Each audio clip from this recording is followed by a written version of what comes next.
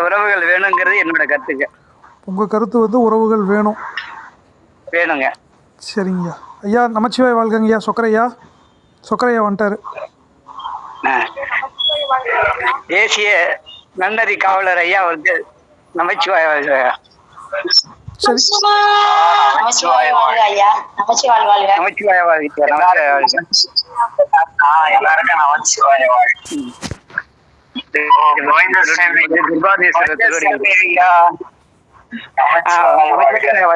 நமச்சிவாய் வாழ்கையா. சொல்லுங்கய்யா. நமச்சிவாய் வாழ்க. நமச்சிவாய் வாழ்க. கீதாம்மா நமச்சிவாய் வாழ்க.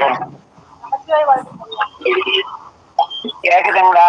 ஐயா கேட்குது. கேக்குதுங்கய்யா. நான் கோயில்ல தான் இருக்கிறேன். ஆரம்பிச்சிடலாங்கய்யா. உறவுகள் வந்து தேவை அப்படின்னு கோவிந்தையா பேசியிருக்காரு.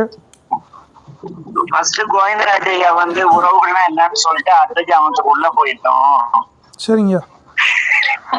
நான் ஒரே மறுபடியும் அடுத்த ஜாமம் யாரும் இல்லையா? என்னங்க அம்மையப்பர் இல்லாம யாரும் இல்ல, அதனால உறவுகள் வேணும்னு நான் சொல்லிட்டேன். அதனால உள்ள ஓடிட்டீங்க.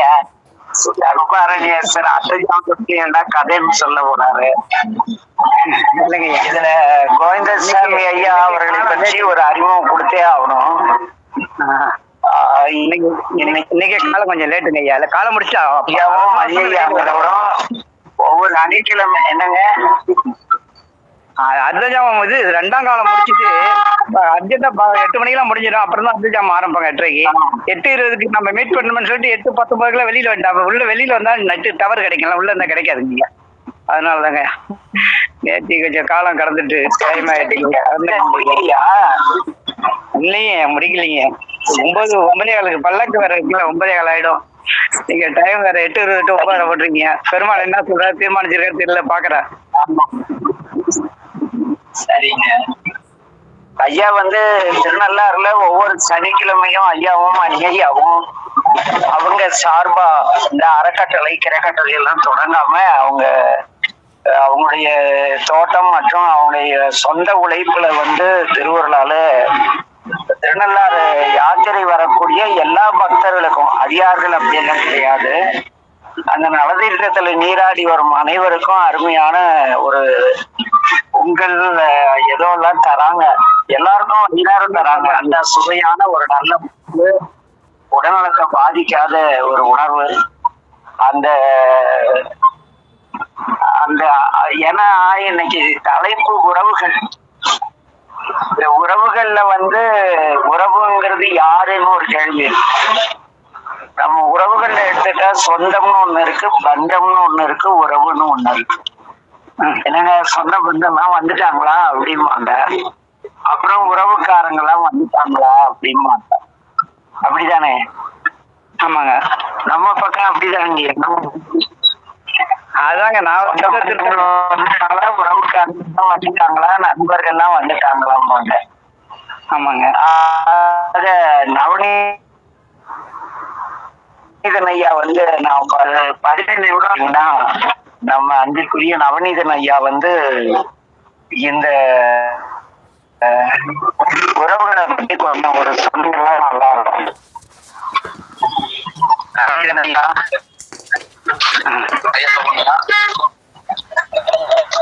கைலாஷ் பத்தி பேசணும். ஐயா சொல்லுங்க. சொல்லுங்க ஐயா. நமச்சிவாய். உறவுகள்னா யாரு? உறவுகள்னா நம்ம தாய் தந்தையர்,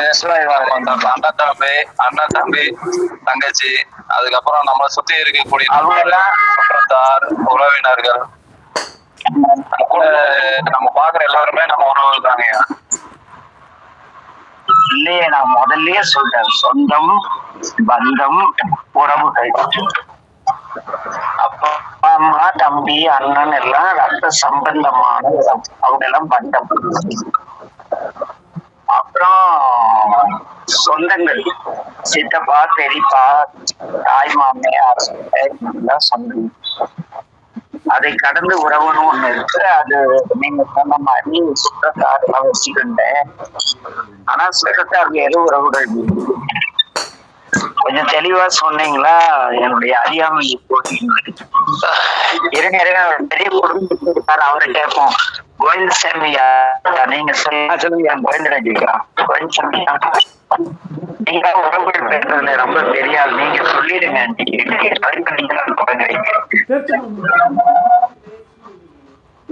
ஐயா நேத்திய உறவுகள்னா யாரு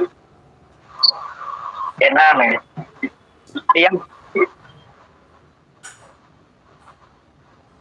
சொல்லுங்கய்யா. இங்க விட்டு விட்டு கிடைக்குங்க, நான் கொஞ்சம் வெளியில வந்துடுறேங்க.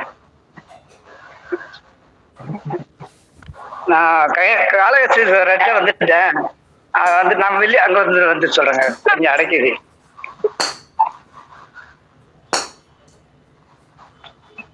வாய்ஸ் கட் ஆகுதுங்க. வாய்ஸ் ஆமா வாய்ஸ் பிரேக் ஆகுது. நான் வந்துடுறேன். காலகஸ்தீஸ்வரர் வந்துட்டேன். நான் ஒரு 20 ஸ்டெப் நான் பகவான் வந்துடுறேன் வெளியே. அதான் அங்க வந்துடுறேன். ஐயா சொக்கரையா, அவர் பேசுறது கேட்குதுங்க ஐயா. உங்களுக்கு தான் நெட்டு கட் ஆயிடுச்சுன்னு நினைக்கிறேன். எந்த நெட்டு போயிடுச்சா? ஆமாங்க, அவர் பேசுறது நல்லா கேட்குது. இன்னொரு 10 நிமிஷம். சரி 10 நிமிஷம். ஐயா பேசுறதுக்கு இல்லையா? ஐயா பேசுறது வந்து பிரேக் ஆகுது. எனக்கு நல்லா கேட்டுச்சுங்கய்யா. கேக்குதுங்களா ஐயா? கேட்குதுங்கய்யா, நல்லா கேட்குதுங்கய்யா. நீங்க பேசுறது நல்லா கேட்குதுங்கய்யா. சொல்லுங்க ஐயா. ஐயா சொல்லுங்க.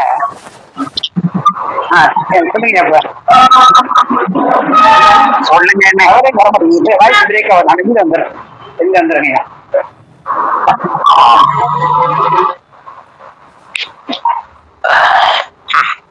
அவர் கிடைக்கிற இடத்த நோக்கி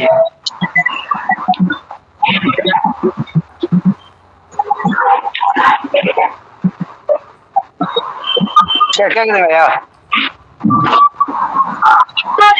ஐயா கேக்குதுங்களா? தெளிவா கேக்குது. சொல்லுங்க. சொல்லுங்க. உறவுகள்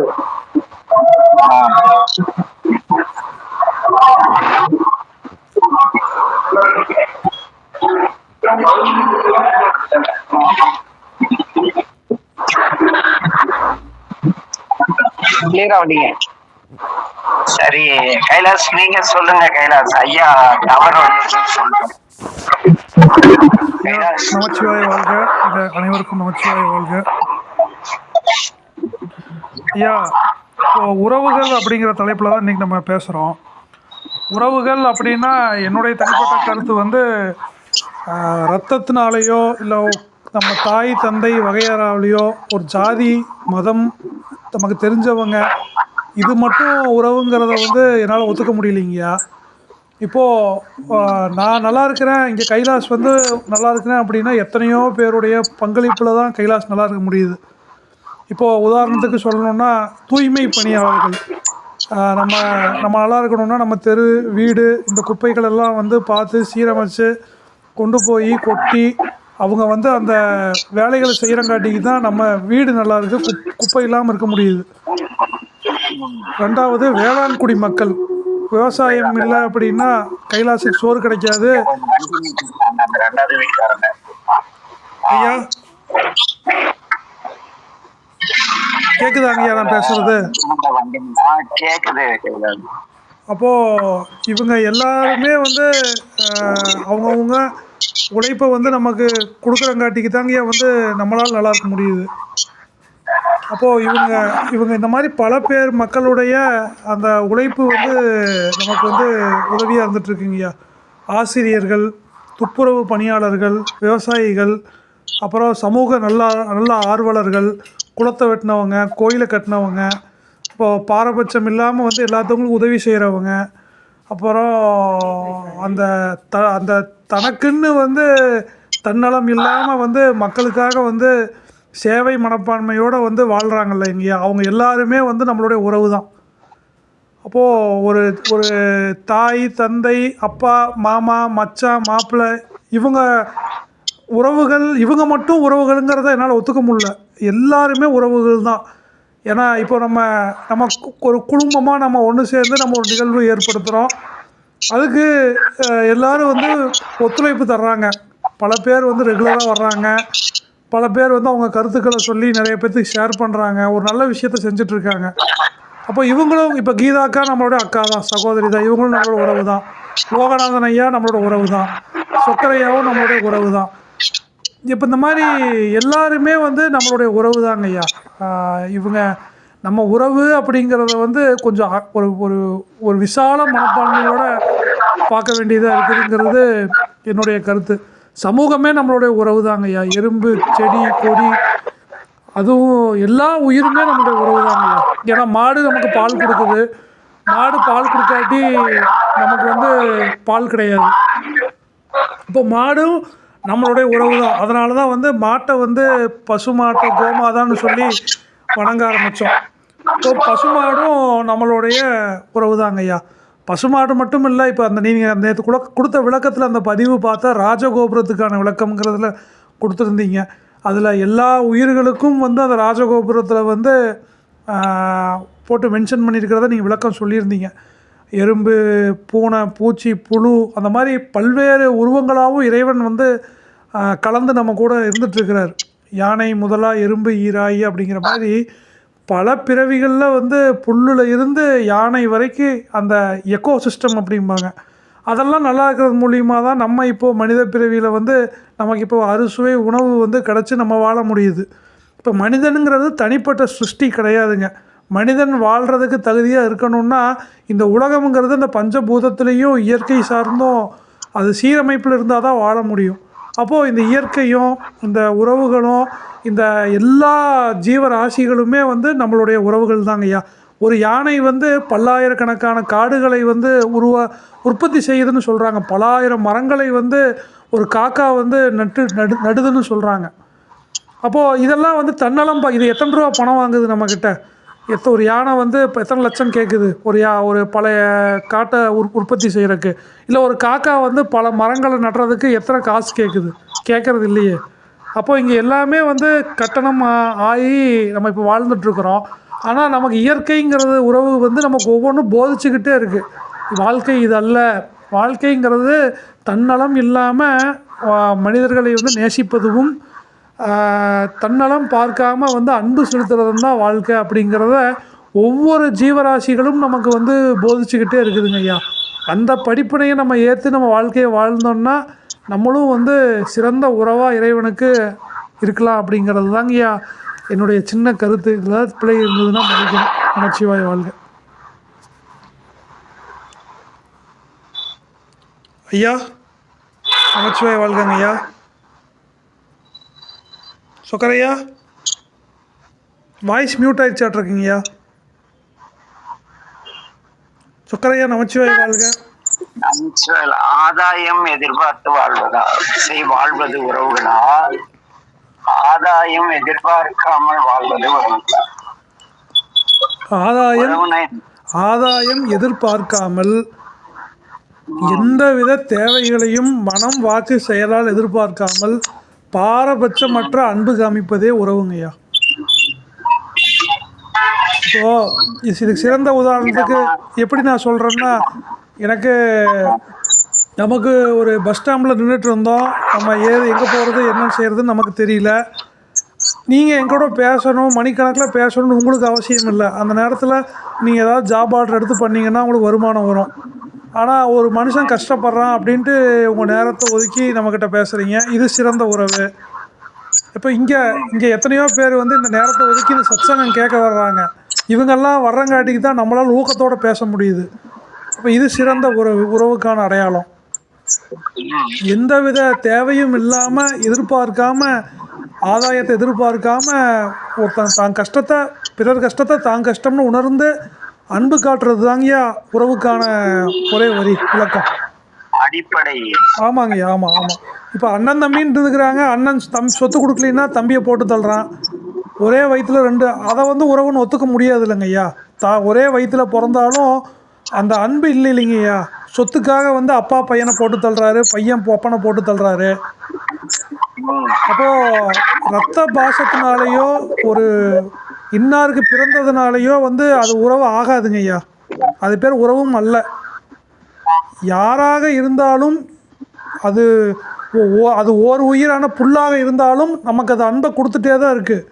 அப்போ அதுதான் வந்து உறவுக்கான அடையாளங்க. அதுதான் உறவு. அந்த உறவுகள் மேலே நம்ம பாரபட்சமற்ற அன்பு நம்ம காமிக்க வேண்டியதாக இருக்குதுங்க ஐயா. அந்த உயிர்களுக்கு தேவையானதை வந்து நம்ம முடிஞ்சது நம்மளும் சரிசமமாக இருந்து கூடுமான அளவு நம்மளும் அந்த பாரபட்சமற்ற அன்பை வந்து எல்லா உறவுகள் மேலேயும் காட்ட வேண்டியது இருக்குங்கய்யா. நின்று பேசவே நேரமில்லாத காலத்தில் மனிதனை மனிதன் நேசித்து அந்த அந்த அன்புங்கிறது வந்து தலைத்து ஓங்கணும் அப்படிங்கிறது தாங்கய்யா உறவுக்கான விளக்கம். எத்தனை பேர் எத்தனை கோயிலையே கட்டி வச்சுட்டு போனாங்க. இல்லைன்னா இந்த கோயிலை வந்து அந்த எத்தனை பேர் இடம் கொடுத்துருப்பாங்க ஒரு கோயில் கட்டுறதுக்கு. அந்த காலத்தில் வந்து சென்ட்டு 10 லட்சம் 5 லட்சம் போகணும்னு தெரிஞ்சிருந்தா இத்தனை கோயில் யாராவது கொடுத்துருக்க முடியுமா? கபாலீஸ்வரர் கோயில் நாளைக்கு 10 கோடி ரூபா அந்த இடம் போகும். அப்போ அந்த மனப்பான்மை இருந்திருந்தால் அந்த கோயில் கட்டுறதுக்கு ஒருத்தனும் இடம் கொடுத்துருக்க மாட்டானே. அந்த கோயில் கட்டுறதுக்கு எத்தனை பேர் தன்னலம் பார்க்காம வேலை செஞ்சுருப்பாங்க. எத்தனை பேர் இப்போ ஐயாவை சொல்கிறீங்க, திருநள்ளாறு வர்றதுக்கு எத்தனை பேருக்கு உணவு கொடுத்துட்ருக்காரு. அந்த அம்மா இலங்கையில் அந்த அம்மா வந்து எத்தனை பேருக்கு வந்து தன்னலம் பார்க்காம வந்து அந்த சைவத்தை போதிக்கிறதுக்கு வந்து எவ்வளோ சிறந்த வேலைகள் செஞ்சிட்ருக்குறாங்க. நம்ம குழுவிலேயே ஆகச்சிறந்த உறவுகள் வந்து இருந்துகிட்டே இருக்கிறாங்கய்யா. கண்ணகி அம்மாவாக இருக்கட்டும், தேவி கணேஷ் அம்மாவாக இருக்கட்டும், நீங்களாக இருக்கட்டும், அப்புறம் கோவிந்த ஐயாவாக இருக்கட்டும், இவங்க எல்லாருமே வந்து உறவு அப்படிங்கிற வார்த்தைக்கு முன்னுதாரணமாக இருந்துகிட்ருக்குறாங்க. இப்போ தேவி கணேஷ் அம்மாலாம் ஆகச்சிறந்த ஒரு ஆன்மாங்க ஐயா. இலங்கையில் வந்து தன்னலம் பார்க்காம தன் உடல் பொருள் ஆவியை வந்து மக்களுக்காக அர்ப்பணித்ததெல்லாம் பெரிய விஷயம். கோவிந்தையா திருநள்ளாறில் வந்து பார்த்து அந்த சாப்பாடு போடணுங்கிறது அவருக்கு என்ன தேவை, அந்த நேரத்தில் வந்து 10 காசு சம்பாரிச்சிட்டு போயிடலாம். ஆனால் ஏதோ ஒரு அரசியலுக்கு தன்னை ஈடுபடுத்துகிறாங்க இல்லைங்கய்யா. மக்கள் கஷ்டத்தை தன் கஷ்டம்னு நினச்சி பார்க்குறாங்கல்ல, பசிப்பினி போக்குறாங்கல்ல, இதுதான் உறவுங்கய்யா. இதுதான் உறவுக்கான உதாரணம். கரெக்டாக அதில் கோவிந்தையா இணைஞ்சதில் நமக்கு ரொம்ப மகிழ்ச்சி. நமச்சிவாய வாழ்க.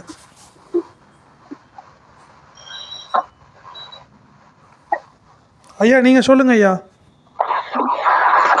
கீதாமா பேர் சொல்லுங்க. கீதாமா நமச்சிவாய வாழ்க. ஐயா ஒரு பெரிய அனுபவங்கள் அவர் வந்து சொன்ன வார்த்தைகள்லாம் வந்து கேட்க அப்படியே ஆடிட்டேன் ஐயா. ரொம்ப ஒரு ஷார்ட் சந்தேகங்கள் தான் இந்த மாதிரி யோசிச்சுட்டே சொல்ல முடியும். அது வந்து ஆத்மாவுக்கு தான் அது சரியா முடியும். ஆனா ஸ்டார்டிங்ல நம்ம இறை வழிபாட்டுல இருந்து ஓரளவுக்கு அப்படின்னு பார்க்கும்போது உறவுகள் அப்படின்னா நம்ம ஒரு நம்மளுக்கு சாமி வந்து தன்னை கருணை பூன போகம் எல்லாம் கொடுத்தாரு. நமக்கு உடல் கொடுத்து தத்துவத்துல எல்லாத்தையும் கொடுத்து சமைச்சாரு. நம்ம தனிமையா பூமியில வந்துட்டுன்னா நம்மளால ஒண்ணுமே பண்ண முடியாது. நமக்கு தாய் தந்தை வேணும், நம்ம கூட பழகத்துக்கு சகோதரி வேணும், ஒரு நண்பன் வேணும். எல்லா உறவுகளுமே ஒருத்தரை சார்ந்து ஒருத்தரை வாழணும். அந்த வாழ்க்கையில நாம வீட்டிய வினைக்கு ஏற்ற மாதிரிதான் ஒவ்வொரு ஆன்மாவும் நம்மளுக்கு கிடைக்கப்பட்டிருக்கு. நம்ம வினைக்கு தக்கவாறு நம்ம இன்பமோ துன்பமோ அந்த உறவுகள் மூலம்தான். இப்ப இவர் சொன்னது எல்லாமே பொதுவான விஷயங்கள். அந்த குடும்பத்துல ஏற்படுற ஒவ்வொரு கீதாமா கொஞ்சம் போனை பக்கத்துல வச்சு பேசுங்கம்மா, வாய்ஸ் சரியா கேட்க மாட்டேங்குது. கேட்கலையா? ஆமா, கொஞ்சம் வாய்ஸை கொஞ்சம் போனை பக்கத்துல வச்சு பேசுங்களா, மைக் ஆன் பண்ணிக்கங்க. மைக் நான் ஹெட்போன் எடுத்துட்டேன். அதாவது குடும்பத்துல இருந்து இப்ப பாக்கணும்னா நம்ம வந்து ஒரு வினை ஈட்டு வந்திருக்கிறோம். அந்த ஈட்டிய வினைக்கு ஒரு அனுபவம் தேவை. அது வந்து நம்ம பக்குவப்படணும். அந்த பக்குவத்துக்காக சாமி இந்த உலகத்துல அனுப்பி வைக்கிறாரு. இந்த ஆன்மா அறிவு பெறணும், அறியாமைய போக்கணும்னுட்டு. அதுக்கு ஒவ்வொரு நிகழ்வுலையும் இப்ப எனக்கு கல்யாணம் ஆகிற வரைக்கும் என்னோட தாய் தந்தையர் தான் எனக்கு மொத்தமே அவங்க நினைச்சிட்டு இருந்தேன், டிபெண்ட் பண்ணிட்டு இருந்தேன். அடுத்து திருமணம் ஆச்சு. இப்ப என்னுடைய கணவர் தான், அவருதான் எனக்கு எல்லாமே. இப்ப அவங்கள டிபெண்ட் பண்ணி இப்ப என்னோட வேலையை அவருக்கு செஞ்சு அவரோட வேலை எனக்கு செஞ்சு அந்த புரிதலோடைய வாழும் போதுதான் அந்த இன்பமும் துன்பமும் எல்லாமே அந்த பக்குவத்துல ஈட்டி வினைக்கு தக்கவாறு சாமி கொடுக்குறாரு ஒவ்வொரு நிகழ்வும். அப்போ ஒவ்வொரு விஷயத்திலயும் ஒரு அனுபவம் கிடைக்கும். அந்த அனுபவம் வந்து நம்மளுடைய குற்றம் தெரியும், இல்ல அவங்களோட குற்றம் தெரியும். அந்த ஒவ்வொரு நிலையிலையும் ஒவ்வொரு பக்குவம் ஏற்படும். அந்த பக்குவத்தை சாமி மெயினா வந்து உறவுகள் மூலம் தான் செய்யறாரு. திடீர்னு ஒருத்தரை பிடிக்காம போறதோ, திடீர்னு ஒருத்தர் மேல அன்பு காட்டுறதோ எல்லாமே வந்து அந்த உறவுகள் மேலதான். இதுல எல்லாமே கடைசியா இவரு கைலாஷ் ஐயா சொன்ன மாதிரிதான். அதாவது ஒவ்வொருத்தரையும் சிவமா பார்க்கும்போது பேரன்பு கொண்டு கருணையோடு பார்க்கும்பொழுது அது எல்லாமே சமமா நம்மளுக்கு யார் யாரெல்லாம் நன்மை செய்யறாங்களோ இல்ல நன்மையே செஞ்சாலும் தீமையே செஞ்சாலும் அவங்க நல்லா பண்ற ப்ரே பண்றது உச்சபட்ச ஒரு சிவமாம் தன்மையை பெறது. ஆனா பேசிக்கா பாத்தீங்கன்னா ஒவ்வொரு உறவுமே சாமி நம்மளுக்கு கொடுக்குற நம்மளுடைய வினைக்கு நம்மளுடைய பக்குவத்துக்கு ஏற்ற நிலையில சாமி கொடுக்குறாருங்க ஐயா. அதுதான் உறவுகள் அப்படின்னு நான் நினைக்கிறேன். நம்மளுடைய எல்லாமே நம்ம ஒருத்தர் திடீர்னு அன்பு காட்டுறாரு, நம்ம வீட்டுல கோவப்படுறாரு அப்படின்னா நம்ம செஞ்ச வினைதான் அப்படின்னு நம்ம புரிஞ்சுக்கணும்.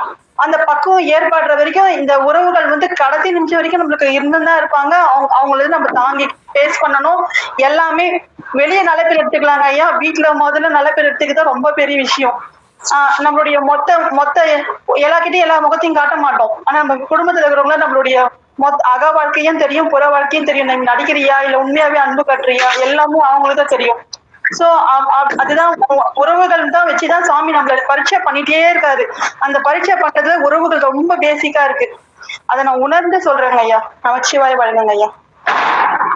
ஐயா லோகநாதன் ஐயா. ஐயா நமச்சிவாய வாழ்க ஐயா.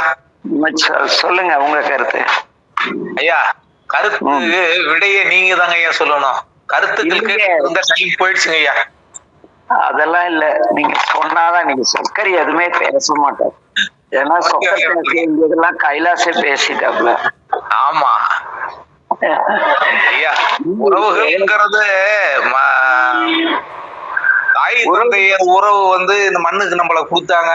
இறைவன் அம்மையும் அப்பமாகவும் மாமனும் மாமியுமாகவும் எல்லா இன்ப துன்பங்களையும் நமக்கு கொடுத்து அதன் வழியில ஒரு ஆன்மாவை நம்மள வழி நடத்தி இறை அருளுக்கு கொண்டு போறதுக்காக கொண்டு போறாரு. இதுல உறவுன்னு சொல்லும் போது தாய் தந்தையர் தந்தை குரு தெய்வம் சொல்றாங்கல்ல, இதுதான்.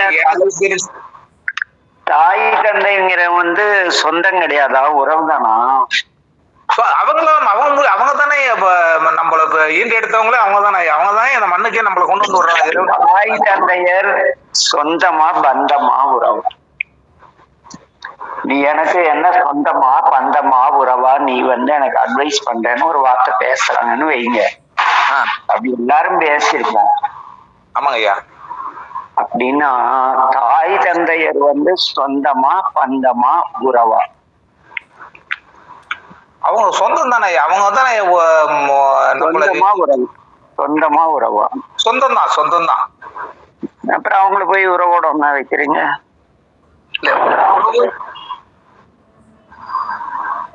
உறவு நீங்க ஏதாவது சொன்னீங்க, நான் கேட்டுட்டேன். சரி சொல்லுங்க. நீங்க விளக்கத்தை சொல்லுங்க ஐயா. இல்ல நீங்க சொல்லுங்க. அவ்வளவுதான். எனக்கு மத்த உறவுகள் எல்லாம் வேஷம் தான் ஐயா. மத்த உறவுகள் மாமன் மச்சான் அண்ணன் தம்பி பிள்ளைங்க, நம்மளுக்கு பிறந்த பிள்ளைகள் அக்கா தங்கை எல்லா உறவுமே போலியான உறவு தான் ஐயா. ஆமாங்க. போலியான உறவு இருக்கிறதா சொல்றீங்க? ஆமா. ஓ சரி. இங்க தலைப்பு உறவுகள் மட்டும்தான். உறவுகள் யாருங்கதான் போலியா நிஜ உறவுகளா போலி உறவுகளா தலைப்பவே இல்லை. உறவுகள்னா யார்? சரி விடுங்க, அது பாட்டுக்கு ஒரு பக்கம் இருக்கட்டும். சரி. கோவிந்தசாமி ஐயா ரொம்ப அனுபவஸ்தர், அவரு சொல்லுங்க. அமைச்சர் வாழ்க. சொல்லுங்க.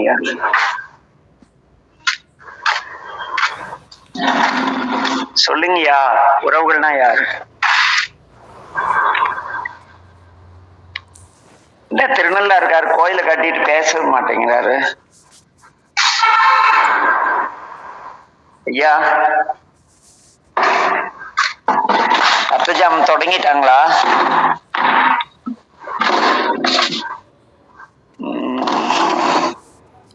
தனமாமா வந்திருக்காங்க ஐயா. தனமாமா.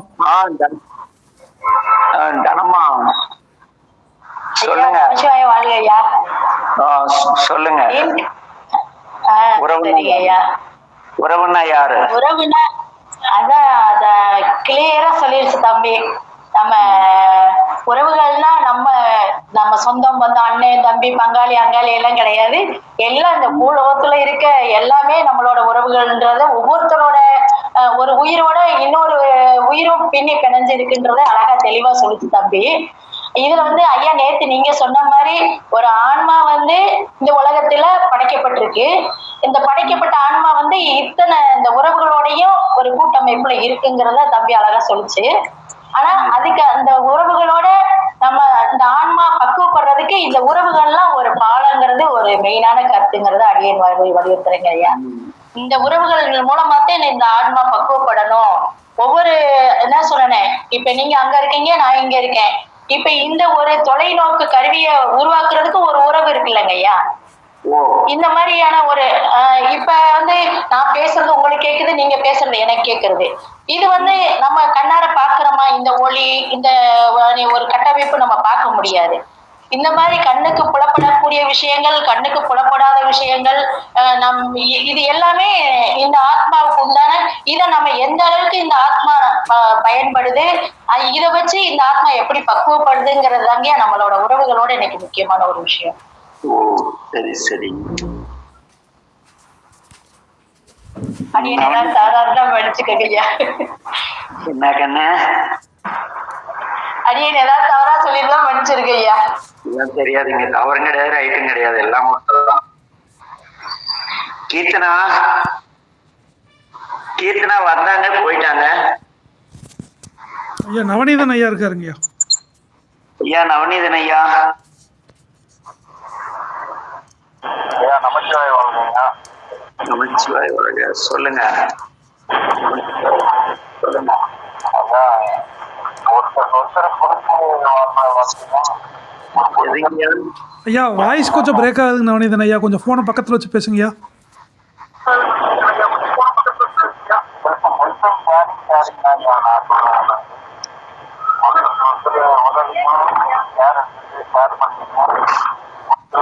ஐயா கேட்க மாட்டேங்குது நவநீதன் ஐயா, மைக் கொஞ்சம் பக்கத்தில் வச்சு பேசுங்க, நீங்கள் பேசுகிறதே கேட்க மாட்டேங்குது.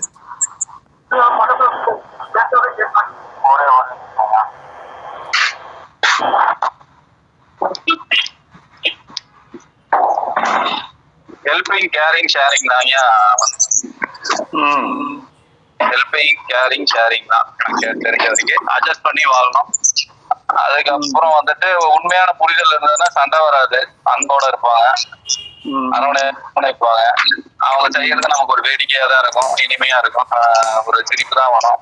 அதனால எல்லாத்தையும் இயல்பா எடுத்துக்கலாம், மகிழ்ச்சியா இருக்கும். அப்புறம் நல்ல சிறந்ததா பயணிக்கலாம் வாழ்க்கையில. ஒவ்வொருத்தர்கிட்ட இருந்து நம்ம ஒவ்வொன்று அனுபவத்தை நம்ம கத்துக்கிறோம். ஒரு என்ன சொல்றது, இறைவன் படைப்புல நம்மளுடைய கர்மாவை கழிக்கிறதுக்கு தான் இந்த பிறவி கொடுத்துருக்காங்க சாமி.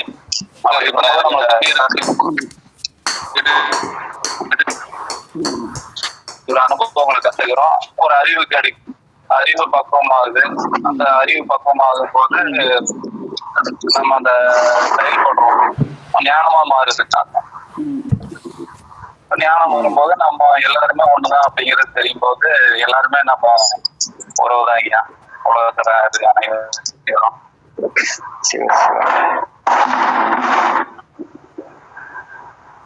வேற யாரும் இருக்காங்க கைலாஷ்?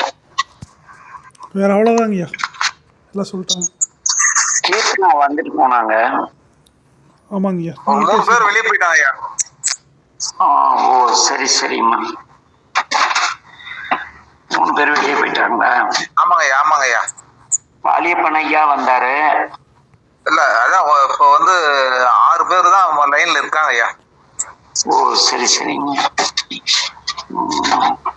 அப்ப உறவுகள்னா நம்ம சுற்றி இருக்கிற எல்லாம் உறவுகள் அப்படின்ட்டு நீங்க ஒரு தீர்மானத்துக்கு வந்திருக்கீங்க,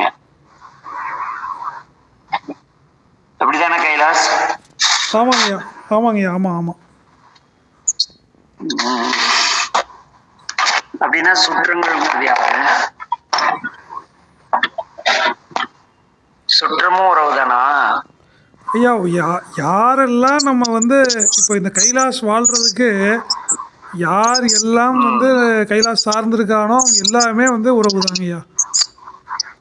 இப்போ எறும்பு இல்லாமல் கைலாஷ்னால் இருக்க முடியாது, ஏன்னா அந்த எக்கோ சிஸ்டம் வாங்கலையா, எறும்பை வந்து அதுதான் ஒவ்வொரு உயிரும் நம்ம சார்ந்துக்கிறங்காட்டி தான் நம்ம வாழ முடியுது. நம்ம தட்டில் இன்றைக்கி சாப்பாடு வருதுன்னா அதுக்கு எவ்வளவோ வந்து இறைவன் அதுக்கான வேலைகளை செஞ்சுட்டே இருக்காருங்கய்யா. அந்த அன்னலட்சுமி வந்து அத்தனை வேலை வந்து செஞ்சங்காட்டிக்கு தான் நம்ம தட்டில் வந்து இன்றைக்கி சாப்பாடு, குழம்பு, ரசம், மோர் மோர் மோர் மோர் கிடைக்கிறதுக்கு பால் வேணும், பால் இருக்கிறதுக்கு மாடு வேணும், ரசம் இருக்கிறதுக்கு ஒரு ரசத்தில் தக்காளி போடுறோம், புளி போடுறோம், பருப்பு போடுறோம், சீரகம் போடுறோம், மிளகு போடுறோம். அப்போ இத்தனை இருந்ததுனா தான் ஒரு ரசம் வைக்க முடியும். தண்ணி, சுத்தமான தண்ணி வேணும். அப்புறம் இதுவும் பார்த்தாம ஒரு சாம்பார் வைக்கணும்னா எத்தனை காய்கறிகள் தேவைப்படுது, ஒரு அரிசி வைக்கணும்னா எத்தனை நெல் நல்லா இருக்கணும், அப்போது மழை வரணும், காற்று நல்லா இருக்கணும், இந்த நிலம் நல்லா இருக்கணும், ஆகாயம் நல்லா இருக்கணும். இப்போ பஞ்சபூதமும் நல்லா இருந்ததுனா தான் நம்ம வந்து ஒரு வேளை சாப்பிட முடியுங்கய்யா. சாப்பிடாமல் வந்து நம்ம இருக்கிற நம்ம ஒன்றும் யோகியோ ரிஷியோ சொக்கரையாவோ கிடையாது. நம்ம சாதாரண ஒரு 3 வேளையும் உணவு உட்கொண்ட போகி. நாம் ஒன்றும் சொக்கரையா கிடையாது. நமக்கு விட்டா 4 வேளை கூட சாப்பிட்ருவோம் நம்ம. அப்போ அந்த லட்சணத்தில் இருக்கிற நமக்கு வந்து ஒரு உணவு வந்து வரணும் அப்படின்னா எத்தனை பகுத்துண்டு பல்லுயிர் ஓம்புக அப்படிங்கிற மாதிரி எத்தனை உயிர்கள் வந்து நல்லா இருந்ததுனா தாங்க நான் நல்லா இருக்க முடியும். இப்போ தண்ணி வந்து இப்போ எங்கள் திருப்பூரில் வந்து டையிங்காத்து தண்ணி வருது. டையிங்காத்து தண்ணி சரியாக வர்றதில்ல, ஃபுல்லாக அழுக்காயிடுச்சுன்னா குடிநீர் போயிடுச்சு எங்களுக்கு வாழ்வாதாரம். அப்போது அந்த தண்ணி என்னங்கய்யா, நீரை சுத்தப்படுத்தக்கூடிய மீன்கள், தவளை போயிடுச்சு இல்லைங்கய்யா. இப்போ அந்த தண்ணி வச்சு தானே சாம்பார் ரசம் செய்ய முடியும், அந்த தண்ணியை வச்சு தானே வந்து மோர் ஊற்றி சாப்பிட முடியும். அப்போது அந்த நீராதாரம் போயிடுச்சுனாவே சகலமும் போயிடுச்சு இல்லைங்கய்யா. விவசாயம் போயிடுச்சு. ஒரு வேலை திருப்பூரில் முன்னாடி தண்ணீர் பஞ்சம் பயங்கரமாக இருந்து ஒருத்தன் இப்போ திருப்பூரில் இல்லை. இப்போ அந்த மேட்டூர் தண்ணி, அப்போ பவானியார் தண்ணி வர்றங்காட்டி வண்டி ஓடிட்டு இருக்குது. அப்போது இதெல்லாம் இப்போ திருப்பூரில் பனியன் கம்பெனி ஓடுறதுக்கு ஆதாரமே நீர் தானங்கய்யா. நீரின்றி அமையாத உலகுன்னு சொன்ன மாதிரி நீர் வசதி இல்லைன்னா என்னங்கய்யா மனுஷன் செய்ய முடியும்? உட்காந்து பேச முடியுமா இந்த மாதிரி ஃபோனில்? இல்லைன்னா மணிக்கணக்கில் வந்து சினிமா பார்க்க முடியுமா? இல்லை தியானம் பண்ண முடியுமா? இல்லை சிவபூஜை பண்ணுறதே நீர் இல்லைன்னா பண்ண முடியாது. சிவபூஜையே நீர் இல்லாமல் எப்படி பண்ண முடியும்? அனுஷ்டானம் நீர் இல்லாமல் செய்ய முடியுமா? சிவாலயங்களில் நீர் இல்லாமல் பூஜை செய்ய முடியுமா? இறை வழிபாட்டுக்கே வந்து பஞ்சபூதத்தினுடைய அனுகிரகம் வந்து அவசியமானதாக இருக்குதுங்கய்யா ஒரு வழிபாட்டுக்கு. அங்கேயே சொல்லிட்டாருல்லப்பா. இல்ல அங்கேயே சொல்லிட்டாருல, பூ உண்டு நீர் உண்டுன்னு ஒரே வார்த்தையில சொல்லிட்டாரு. ஆமா கண்டிப்பா. நீர் இல்லைன்னா அப்ப என்ன பண்ண முடியாது இல்லைங்கம்மா. அப்ப அந்த பூ வரணும்னா மரம் நல்லா இருக்கணும்னா தண்ணி வேணும் இல்லாம பஞ்சபூதம் நல்லா இருக்கணும் இல்லைங்கம்மா. பஞ்சபூதம் அதாவது வந்து எல்லாமே ஒரு கட்டமைப்பு. அதுல இந்த ஆன்மா வந்து இந்த உயிரானது, இந்த உறவுகள், இது எல்லாமே அதான் சொல்றேன், கண்ணுக்கு தெரிய உறவுகள், கண்ணுக்கு தெரியாத உறவுகள். இது நம்ம இன்னைக்கு ஒரு நாள் உயிர் வாழ்றோம்னா நம்ம எத்தனை பொருள் நம்ம வந்து பயன்படுத்துறோம், யார சார்ந்து இருக்கிறோம். அதுல இன்னொரு விஷயம் என்னன்னா, இன்னைக்கு ஒரு தொண்டு செய்யறாங்க அப்படின்னா ஐயா அந்த தம்பி சொல்லிச்சு, ஒரு தன்னார்வலர் ஒரு தொண்டு செய்யறாங்க, 10 பேருக்கு சாப்பாடு கொடுக்குறாங்கன்னா அது வந்து நம்ம இறைவனுக்கு ஒரு என்ன சொல்றது, நான் அன்னைக்கு உங்களுக்கு சொன்னதுதான், வஸ்திரமும் சோறும் கூரையும்ன்றத நம்ம சுந்தரர் பதிவுல சொல்லியிருக்காரு. அப்ப சோறும் கூரையும் கொடுக்கறது நம்ம இந்துக்களோட ஒரு சைவர்களோட ஒரு பங்களிப்புன்னு சொல்றதை விட ஒரு பாரம்பரிய பண்பாடு இது வந்து. அப்ப இந்த ஒரு எல்லாருமே அடியார்களை வந்து உபசரிக்கிறது, உயிர்களுக்கு வந்து இறங்கி அவங்களுக்கு ஒரு உயிர் துன்பப்படுதுன்னா அந்த இடத்துல இறைவன் தான் ஓடி வந்து செய்யணும்ன்றது ஒரு இறைவன் ஓடி வருவாரு. எப்ப ஓடி வர்றாருன்னா ஒரு சிலர் மூலமாவும் உதவி செய்யறதுக்கு வர்றாங்க. அப்ப வந்து இதுல வந்து இன்னொரு விஷயம் நான் சொல்றேன், என்னோட தாழ்மையான கருத்து என்னன்னா, நான் 10 பேருக்கு சாப்பாடு போடுறேன்னா அதன் மூலமா என்னோட கர்ம வினை கழியுமா அப்படிங்கிற ஒரு சுயநலமும் இதுல இருக்கு இல்லையா? அதை பற்றி பிறகு சிந்திப்போம். கீர்த்தனா, சரிங்கய்யா. உறவுகள்னா யாரு கீர்த்தனா? ஐயா நமச்சிவ வாழ்க ஐயா. சொல்லுங்க கீர்த்தியா, உறவுகள்னா யாரு? நான் இப்பதான் ஜாயின் ஆனேங்க ஐயா. உறவுகளை பத்தி பேசிட்டு இருக்கீங்களா? ஆமா, உறவுகள்னா யாரு? உறவுகள்னா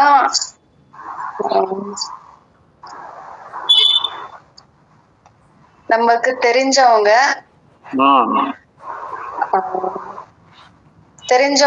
உயிருள்ள இருக்கிற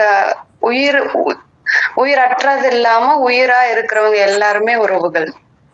அது வந்து மரம், செடி, கொடி, ஜீவராசிகள் அனைத்துமே உறவுகள்ல தான் வரும்.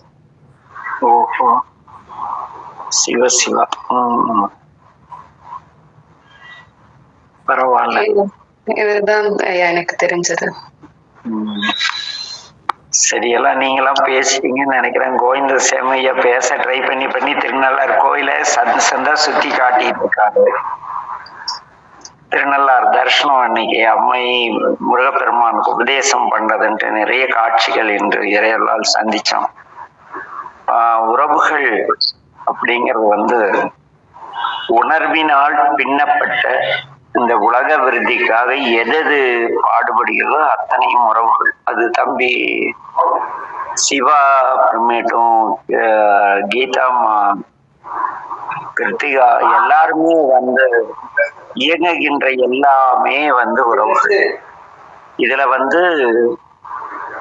நெருங்கிய உறவுகள், நெருங்கா உறவுகள்னு 2 இருக்கு. இதுல நெருங்கிய உறவுகள் யாருன்னா தெரிந்து நம்மை சார்ந்து வாழ்பவர்கள், நம்மை பயன்படுத்தி கொண்டு ஆதாயம் அடைவர்கள், நம்மால் பராமரிக்கப்படுற இப்படி வர்றதெல்லாம் சொந்தங்கள் நாடு. சொந்தம், சித்தப்பா, பெரியப்பா, அத்தை, மாமா, இவங்க எல்லாம் சொந்தங்கள். இவங்க அப்பப்ப வருவாங்க, கைட் பண்ணுவாங்க, இல்ல திட்டுவாங்க, போயிடுவாங்க. அடுத்து பந்தம். பந்தம்ங்கிறது நம்ம ரத்த சம்பந்தமான உறவுகள். அது தானாடா விட்டாலும் தன் சதையாடுங்கிற நிலையில கலந்த காலத்து ஓடோடி ஒரு ஆறுதலா 2 வார்த்தையாவது பேசுவாங்க. இவர்களுக்கு வார்த்தைகளாவது பேசுவாங்க. சிலர் அதை கடந்து நிறைய செய்யறாங்க, அது வேற விஷயம். ஆனா இந்த உறவுகள் என்பது நம்ம கிட்ட எதையுமே எதிர்பார்க்காது. பத்திரிக்கை வச்சா வரோம், சாப்பிடும், எல்லார்கிட்டையும் சந்தோஷமா பேசும். நான் உனக்கு இந்த வகையில் உறவுன்னு சொல்லுது மானிட உறவு. ஆனால் எங்கேயோ கண்ணுக்கு தெரியாத நாம் சாப்பிடுவதற்கான உணவு தயாரிப்பவர்ல இருந்து, ஆடை தயாரிப்பவர்ல இருந்து, நீர் மேலாண்மை செய்யற எல்லோருமே நமக்கு ஏதோ ஒரு ரூபத்தில் மரம் நிழல் தந்து கூட உதவுதாக. எல்லா உறவுகள் என்பது ஒரு வரையறைக்கு உட்பட்டது கிடையாது. நம்மை சூழ்ந்துள்ள நம் கண்ணுக்கு எதிர் நின்று கொண்டு எதது நம்மால் பயன்பெறுகிறதோ, எதனால் நாம் பயன்படுத்தி பயன் அடைகிறோமோ அத்தனையும் உறவுகள். இத மிக தெளிவா தம்பி கைலாஷ் சொன்னாப்ல, கீதாமா சொன்னாங்க, தனகா சொன்னாங்க, அப்புறமேட்டும் நவநீதன் ஐயா அதை விட எளிமையா சொன்னாரு. கிருத்திகா எது உயிரோடு இருக்கோ, எது நம்ம கண்ணுக்கு தெரிஞ்சு நம்மகிட்ட பழகுதோ, கண்ணுக்கு முன்னா அத்தனையும் உறவுகள் அப்படின்னு முடிச்சிட்டாங்க. ஆக ஒரே இது என்னன்னா, இந்த பிரபஞ்ச விருத்திக்காக நம்மை சுற்றி இயங்குகிற அனைத்துமே உறவுகள் என்பது தெளிவா அடியேனுக்கு புரிஞ்சிருக்கு. இன்னைக்கு அவ்வழியிலே இந்த ஒரு சிறந்த செயலை செய்த அனைவருக்கும் அடியேனுடைய சிறந்தாழ்ந்த வணக்கங்கள். ஏன்னா உறவுகள் என்பது அங்க ஒரு விசித்திரம் இருக்கு. நமக்கு உதவுவர்கள் நமக்கு ஆதாயம் உள்ள உறவு கிடையாது. நமக்கு எது ஞானத்தை தருகிறதோ அத்தனை உறவு. அதே சமயத்துல எது நம்ம கழுத்துல ஒருத்தன் கத்திய வச்சு அறுத்தா கூட மாறுபடாத அன்போடு ஒருத்தன் இருந்தா அவன் தான் உண்மையான உறவு. உறவுகள்ல உண்மையான உறவு. ஐயா பேசும்பொழுது சொன்னாரு, இவங்கெல்லாம் உண்மையான உறவு, இதெல்லாம் அப்படியெல்லாம் இல்லை. நாம் என்னுடைய அனுபவம் ஒன்று, ஒரு சூழல், ஒரு யதார்த்தமா ஒரு சம்பவம் நடந்தது. என்னுடைய மிக நெருங்கிய ஒரு உறவினர் ஒருத்தர் கொடுவல் எடுத்து என்னை வெட்ட கழுத்துல வச்சிட்டார். கழுத்தை அறுத்திருப்பாரு. ஆனா அதுக்குள்ள இறைவன் எப்படியா என்னை காப்பாத்திட்டாரு, கொடுவல் அப்படின்ட்டு ஓடியாந்துட்டேன். அவர் அதுக்கு பிறகு ஒரு 3-4 மாதம் அவருக்கும் எனக்கும் ஒரு அந்த தெருவுல போக முடியாத அளவு. ஆனா அவங்க எனக்கு மிக நெருங்கிய தவிர்க்க இயலாத உறவு. காலம் என்ன செஞ்சதுன்னா, எங்கேயோ சுத்தி வளைத்த அந்த உறவுக்கு நம்ம பாதுகாப்பா இருக்கிற மாதிரி மாறிடுச்சு. அவர் எல்லார்கிட்டையும் சொல்றது என்ன தெரியுமா, உறவுனா எங்க இன்னாராட்டம் சொக்கராட்டம் இருக்கணும். ஏன்னா அன்னைக்கு நான் அவ்வளோ அவருக்கு இடையூறு செஞ்சேன். இன்னைக்கு வெக்கப்பட்டேன். அவர் அன்னைக்கு வெட்டியிருந்தா நானும் ஒரு டென்ஷன்ல வெட்டிட்டு கடைசியிலே குடும்பத்தையே எல்லாருக்கும் மருந்து கொடுத்துட்டு கொண்டு நானும் செத்து போயிருப்பேன். ஆனா அவருடைய பொறுமை மிக அலாதியானது. உறவு என்பது எந்த ஒரு சூழ்நிலையும் நாம் எதை செய்தாலும் அதில் குறை மட்டும் கண்டுபிடிக்காமல் உண்மையான குறைகளை சுட்டி காட்டி நம்முடைய பிழைகளை திருத்தி நம்மை நெறிப்படுத்தி வாழ எது உதவுகிறதா அத்தனையும் உறவுகள். ஆனா நம்ம சுத்தி இருக்கிறதெல்லாம் ஒண்ணு கிடையாது. நாம் தளர்ந்த போது நமக்கு ஆறுதலாம் சில வார்த்தை. நம்ம வந்து ஒரு அதிர்ச்சி ஏதாவது குறைநிலை இருக்க அன்னைக்கு ஒண்ணுமில்ல, திருநள்ளாறு போனா எவ்வளவு பேர் திருநள்ளாறு வராங்க. அத்தனை பேருக்கும் சனிக்கிழமை ஆனா இவங்க எல்லாம் ஹோட்டல்ல போய் ரொம்ப காசு கொடுத்து அநியாயத்துக்கு சட்னி பாத்திரம் கழுவுங்க, தண்ணிய சட்னி எல்லாம் குடிக்கிறாங்களேன்னு ஒரு மனிதாபிமானத்தோடு மணி ஐயா, நம்ம கோவிந்தசாமி ஐயா எல்லாம் வந்து மெனக்கெட்டு அவங்க தோட்டத்துல விளையிற நெல்லு, அதுதான் ஆச்சரியமான விஷயம். ஒவ்வொரு சனிக்கிழமையும் அதிகாலையில அவங்க குடும்பமே எழுந்து எல்லோரும் சேர்ந்து காய்கறி நறுக்கி சமைத்து காலையில ஒரு 7 மணிக்கு முன்னதாக கொண்டு வந்து அந்த நலதீர்த்த கரையில வச்சுட்டு, ஐயா சாப்பிட்டு போங்க, பசியோட போகாதீங்க, சாமிக்கு பிடிக்காது. எப்படி அந்த உங்க சாமிக்கு பிடிக்காதா, இவங்க கொடுக்கற சாப்பிடாத போனா பசியோட போய் சாமி கும்பிடாதீங்க. யாருன்னே தெரியாது, முகம் தெரியாத நபர்களுக்காக இவங்க அந்த அன்னம்பாளிப்பு இளையான்குடி நாயனார் வரலாறு கேட்ட உடனே இவர்களுக்குள் ஒரு சிந்தனை எழுச்சி வந்து அந்த அன்னம்பாளிப்பு செய்தல ஆலய நிர்வாகத்திலிருந்து எல்லாரும் எவ்வளவு இடையூறு பண்ணியும் கூட அவங்க எல்லாம் அன்பினால் பேலன்ஸ் பண்ணி இன்னைக்கு நம்ம கோவிந்தசாமியாவும் மணி அண்ணாவும் அங்க செய்யற அந்த அதுவும் நல்ல மிளகு நிறைய போட்டு சளி பிடிக்க கூடாதுன்னு நல்ல பருப்பு தேர்வு செய்து அவங்க, நான் ஒரே ஒரு நாள் போய் சாப்பிடலான்னு நினைக்கிறேன். இந்த தர்பாரண்யேஸ்வரர் வந்து என்ன அந்த பக்கமே விட மாட்டேங்கிறாரு. அப்படி வந்தாலும் மாலை நேரத்துல போறேன். ஆக சூழ்நிலை இருக்கிறவங்க சனிக்கிழமை வெள்ளிக்கிழமையே போயிடுங்க. கோவிந்தசாமி அண்ணா வீடு வந்து ஒரு அன்பின் கடல், வேற எப்படியும் சொல்ல முடியாது. அங்க போய் இரவு தங்கிடுங்க. விடிய காலையில அவங்க எல்லாம் எழுந்து அந்த அன்னம்பாளிப்பு செய்யும் பொழுது நீங்களும் பங்கேற்றுட்டு அந்த வருகின்ற அன்பர்களுக்கு வந்து அந்த அன்னம்பாளிப்புல நீங்களும் முன்னின்று செஞ்சா அது ஒரு அதாவது நீங்க பொருள் எல்லாம் ஒண்ணும் கொண்டு போக தேவையில்லை. அப்படிதாங்க கோவிந்தசாமியா? ஏங்கய்யா? அவரே அர்த்தஜாமத்துல இருக்காரு ஐயா, அதனால அவர் அதிகம் பேச முடியல. அவரை அதுல போய் பங்கேற்றுக்கிட்டு நீங்களாவது அந்த அந்த அது ஒரு வேள்வி இல்லை, மனித வேள்வி. அது அந்த வேள்வியில எல்லாம் யாரோ உங்களுக்கு சந்தர்ப்பம் கிடைக்குள்ள, திருநள்ளாறு ஒரு சந்தர்ப்பம் கிடைச்சா கோவிந்தசாமி ஐயாவுடைய அலைபேசி எண்ணுக்கு நீங்க போன் பண்ணிட்டு போனீங்களா, தர்பாரண்யேஸ்வரே உங்களை எதிர்கொண்டு வரவேற்பது போல ஒரு பெரிய அனுபவம் கிடைக்கும். அதனால நம்ம அங்க என்னன்னா இது ஒரு பெரிய உறவு பேணுதல் இல்ல. ஏன்னா கைலாச முகம் தெரியாத நபர்களுக்கு உங்க செய்யற அந்த தொண்டு அப்படி என்ன ஒரு அன்பா எப்படி கூப்பிட்டு அபிடிஸ் வாசிப்புன்னு தெரியும். நாகலட்சுமி அம்மா நமச்சிவாய வாழ்க, காளியப்பனா நமச்சிவாய வாழ்க, அம்மா வந்தாங்க அம்மா நமச்சிவாய வாழ்க. அம்மா இன்னைக்கு உறவுகள் பற்றி சிந்திச்சோம்.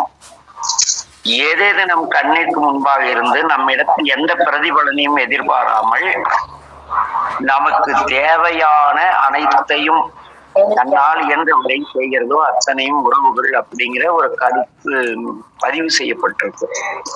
இதுதான் இன்றைய நிகழ்வுடைய ஒரு தனித்தன்மை. இதுல வந்து உறவு பேணுதல்ல வந்து வாழ்வியல் உதாரணமா அடியனுக்கு தெரிந்து இன்னைக்கு சக மனிதர்களுக்கு அன்னம்பாளிக்கிறதுல மிச்சம் மீதி இருக்கலாம் அவங்க வேற லெவல்ல செஞ்சிட்டு இருக்காங்க. அது திருநள்ளாறு போய் பார்த்தா தான் தெரியும். அதுபோல ஒவ்வொருவரும் நம் பகுதியில் உள்ள ஏழை எளிய உறவுகளை பேணி வாழ்வோம் என்பது அடியனுடைய தாழ்மையான கருத்து. நாகலட்சுமி அம்மா உறவுகள் பத்தி நீங்க என்ன நினைக்கிறீங்க? உறவுகள்னா யாரு? அம்மா நாகலட்சுமி அம்மா, கைலாஷ் ஐயா நமச்சிவாய் வாழ்க. அம்மா கிட்ட கேளுங்க. நாகலட்சுமி அம்மா பேசுங்கம்மா. நமச்சிவாய் பேசுங்க. ஹலோ சொல்லுங்கம்மா, கேக்குது. ஐயா நான் ட்ரெயின்ல காசு போயிட்டு இருக்கேங்க ஐயா. காசி போயிட்டு இருக்கீங்களா? அப்படின்னா டவர் கிடைக்காது. ஆமா ட்ரெயின்ல போயிட்டு இருக்கேன். சரிங்கம்மா. அப்படியே பேச முடியல விட்டு. நீங்க ஒண்ணு பண்ணுங்க, அந்த விஸ்வநாதரையும் அன்னபூர்ணியும் சொக்க ரொம்ப கேட்டதா ஒரு வார்த்தை மட்டும் சொல்லிடுங்க. கண்டிப்பாங்க ஐயா. அந்த அன்னபூர்ணி எங்க வீட்டு பக்கமே வரமாட்டேங்கிறா, அவளுக்கு இதனால என்ன கோவம்னு சொல்லுங்க. ஐயா நீங்க சொன்னதை காசி விஸ்வநாதர் கேட்டுக்கிட்டு இருக்காருங்க ஐயா. நீங்களே எதுக்கும் ஒரு தடவை சொல்லிடுங்க. ஐயா நமச்சிவாயம் ஐயா. நமச்சிவாயம் ஐயா. நமச்சிவாய் வாழ்கம்மா. அம்மா, உறவுகள் என்பது உங்களை சுற்றியுள்ள உங்களிடத்தில் எந்த பிரதிபலனையும் எதிர்பாராமல் பலன் தருகின்ற மரம், செடி, கொடி, உங்க வீட்டுல உள்ள வர்ற பூரான கொத்தி திங்கிற கோழி, அது மாதிரி காக்கை சிறகு அந்த காக்கை, நம்ம சுத்தி இருக்க எல்லாமே உறவுகள் தான் அப்படின்னு ஒரு தீர்மானத்துக்கு எல்லாரும் சேர்ந்து வந்திருக்காங்க.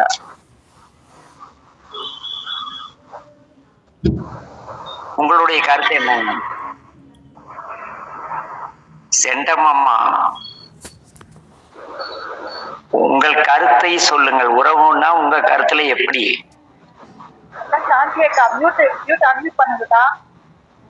எதுங்க அக்கா சாந்தி அக்கா மியூட்ல பேசுறீங்களா?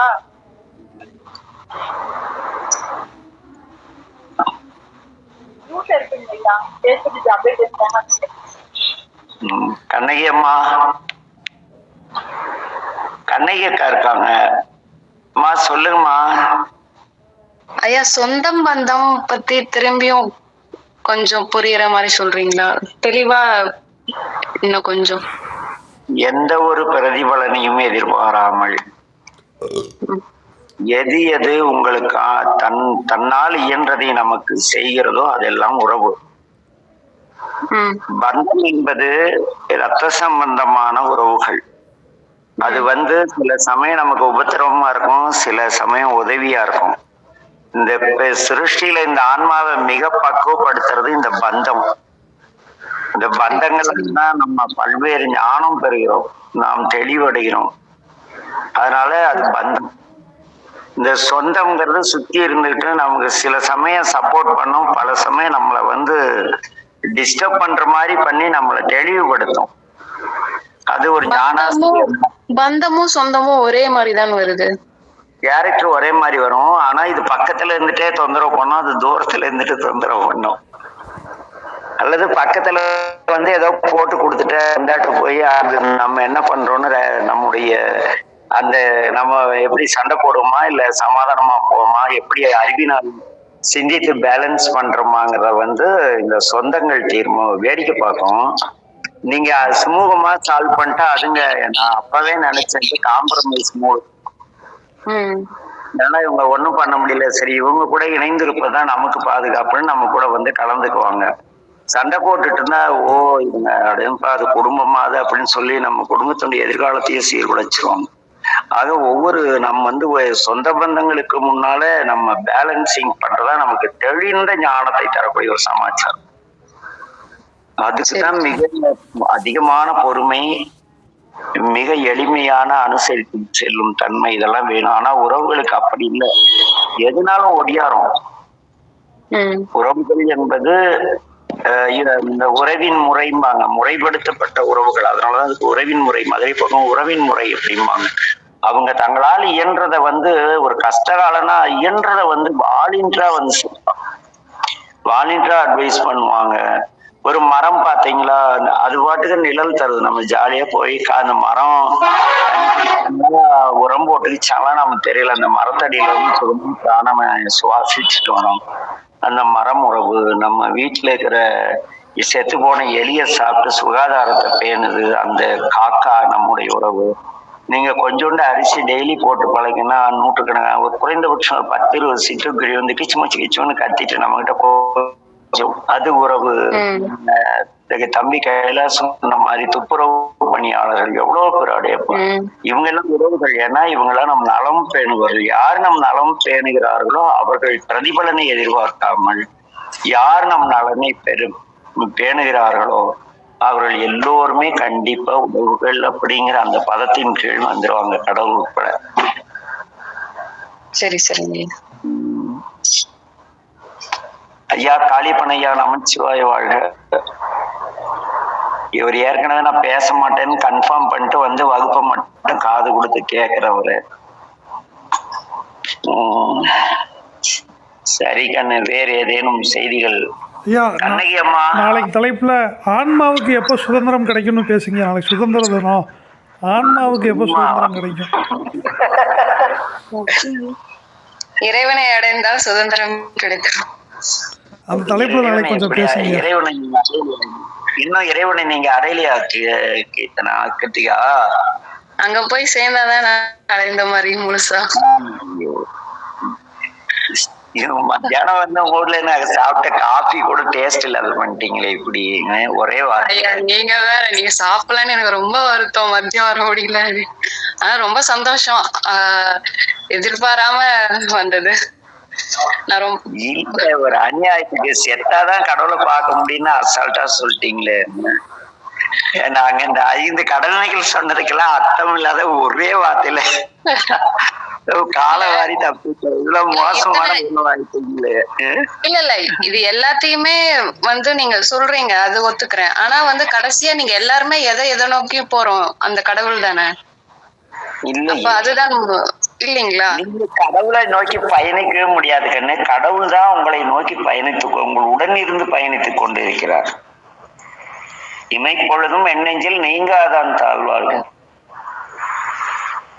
உய்ய என் உள்ளத்துள் ஓங்காரமாய் நின்ற மெய்யன் தேடி கண்டுகொண்டேன் திருமாலோடு நான்முகனும் தேடி தேடனா தேவனை என் உள்ளே. நீங்கள் கடவுளுடன் தான் இந்த ஆன்மா பயணித்துக் கொண்டிருக்கிறது. மாயையும் கடவுளும் இணைந்து நம்மோடு பயணிச்சுட்டு இருக்காங்க. இது தெளிவா கொண்டு வரத்தான் இந்த உறவுங்கிற சப்ஜெக்டை கொண்டு வந்தது. இந்த மாயில் இப்ப நம்முடைய பஞ்சபூதம் தான் எல்லாத்துலயும் இருக்கு. நம்ம கிட்ட உணர்வுகள் எல்லா கிட்டே இருக்கு. நம்ம எல்லாரையும் தொட்டா, ஒரு ஆள் வந்து கோபத்தோட தொட்டா நடுங்குறோம். ஒரு மரத்தை கொடுவாலோட போய் ஒரு வெட்டி பாருங்க, அதுக்கான நடு ஜெகதி சந்திர போஸ் கண்டுபிடிச்சிருக்காருன்னு நினைக்கிறேன். அப்படித்தானே? இல்ல இப்ப வந்து இப்ப நீங்க அப்படி நம்ம கூட இருக்கிறாரு. ஆனா அடைய வேண்டியது வந்து இந்த ஆன்மா உடலை விட்டு பிரிந்த அப்புறம் அடையறங்கிற ஒரு இடம் ஒண்ணு வருது இல்ல? அப்ப வந்து அதுதான் நிலையானது. அது கூடவே இருந்து கூட்டிட்டு போயிடும். ஆன்மாலாம் தனியா எங்கேயும் போக முடியாது. அதுக்கு அப்படி ஆற்றல் கிடையாது. உதாரணத்துக்கு ஒரு காரை வந்து ஆன்மான்னு வச்சுக்கிட்டா ஓட்டுநர் இல்லாத அது எந்த இடத்துக்கும் பயணிக்காது. அதுபோல இந்த உயிரும் மாயையும் இறைவனுடைய ஒத்தாசையின்றி இயங்க முடியாது. அவர் உடன் இருக்கிறார் என்பதை உணர்ந்து தெய்வ நிலையில் நீங்கள் வந்து நல்லது கெட்டது பார்க்காம, நல்லவன் கெட்டவன்னு பார்க்காம எல்லாருக்கும் உங்கள் ஆளான கடமைகளை செய்து கொண்டிருக்கும் பொழுது நமக்குள் இருக்கும் இறைவன் வந்து தன்னை எல்லாம் ஐயா பார்த்தா சிவனை பார்த்த மாதிரி, ஐயா சொன்னா சிவன் சொன்ன மாதிரி, அம்மா சொன்னா அந்த சாட்சாத் பரமேஸ்வரிய சொன்ன மாதிரி அப்படியெல்லாம் சொல்லி என்ன பண்ணுவார்னா, உயிர் பிரியும் பொழுது நம் சிந்தனை முழுக்க சிவமாம் நிலையில்